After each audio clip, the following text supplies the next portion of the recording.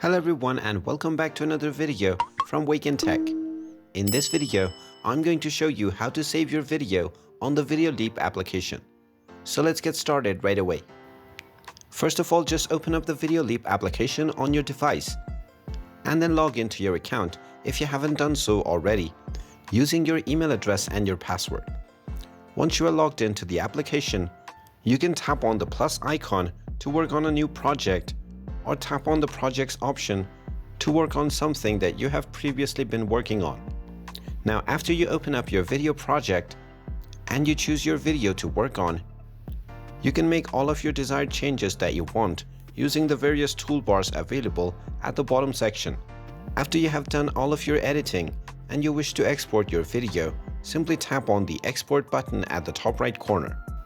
Then you will find the option to save your video. Before saving your video, you can tap on the export settings and choose your video frame rate as well as resolution.